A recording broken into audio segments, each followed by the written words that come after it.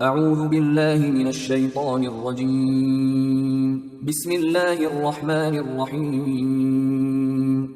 سورہ بقرہ آیات نمبر 30 تا 39 میں قصہ آدم و ابلیس بیان کیا گیا ہے۔ جب ابلیس نے تکبر کیا اور خود کو نسلی طور پر آدم سے برتر سمجھتے ہوئے اللہ کے حکم کے باوجود آدم علیہ السلام کو سجدہ کرنے سے انکار کر دیا تو ہمیشہ کے لیے ملعون قرار پایا۔ اعوذ باللہ من الشیطان الرجیم۔ وَإِذْ قَالَ رَبُّكَ لِلْمَلَائِكَةِ إِنِّي جَاعِلٌ فِي الْأَرْضِ خَلِيفَةً۔ اور وہ وقت یاد کریں جب آپ کے رب نے فرشتوں سے فرمایا کہ میں یقیناً زمین میں اپنا نائب بنانے والا ہوں۔ قالوا اتجعل فيها من يفسد فيها ويسفك الدماء۔ فرشتوں نے کہا کہ کیا آپ زمین میں کسی ایسے شخص کو نائب بنائیں گے جو اس میں فساد اور خون ریزی کرے گا؟ ونحن نسبح بحمدك ونقدس لك۔ حالانکہ ہم آپ کی حمد و ثنا کے ساتھ تسبیح بیان کرتے رہتے ہیں اور ہر وقت آپ کی پاکیزگی بیان کرتے ہیں۔ قال انی اعلم ما لا تعلمون۔ اللہ نے فرمایا کہ میں وہ کچھ جانتا ہوں جو تم نہیں جانتے۔ وعلم آدم الأسماء كلها ثم عرضهم على الملائكة فقال أنبئوني بأسماء هؤلاء إن كنتم صادقين۔ اور اللہ نے آدم علیہ السلام کو تمام چیزوں کے نام سکھا دیے، پھر ان تمام چیزوں کو فرشتوں کے سامنے رکھ دیا اور فرمایا کہ مجھے ان چیزوں کے نام بتا دو اگر تم سچے ہو۔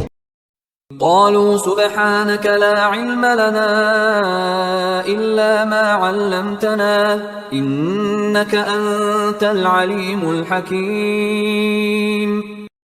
فرشتوں نے عرض کیا کہ تیری ذات ہر نقص سے پاک ہے اور ہمیں کچھ علم نہیں مگر صرف وہی جو تو نے ہمیں سکھایا ہے، بے شک تو ہی سب کچھ جاننے والا اور حکمت والا ہے۔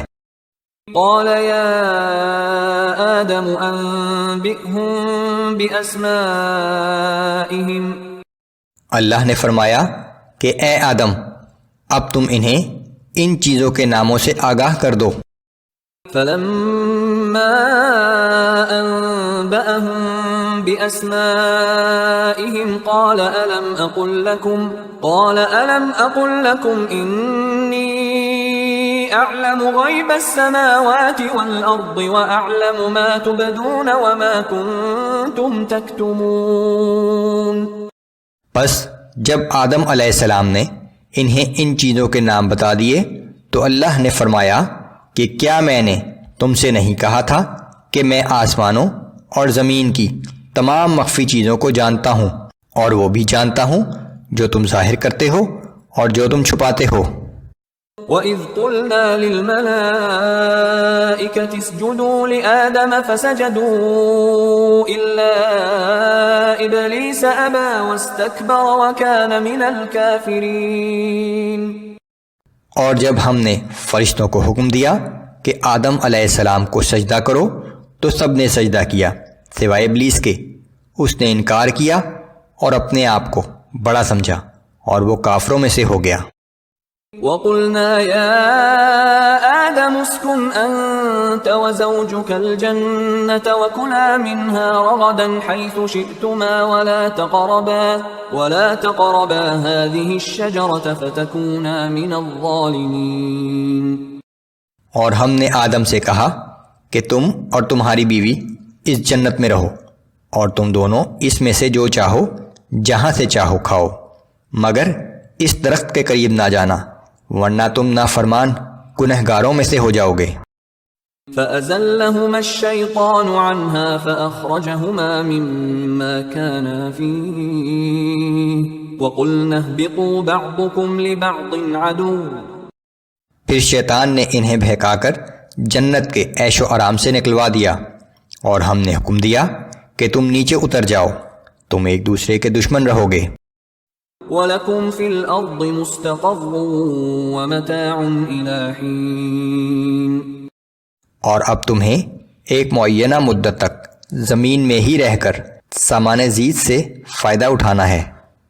فَتَلَقَّىٰ آدَمُ مِن رَّبِّهِ كَلِمَاتٍ فَتَابَ عَلَيْهِ إِنَّهُ هُوَ التَّوَّابُ الرَّحِيمُ۔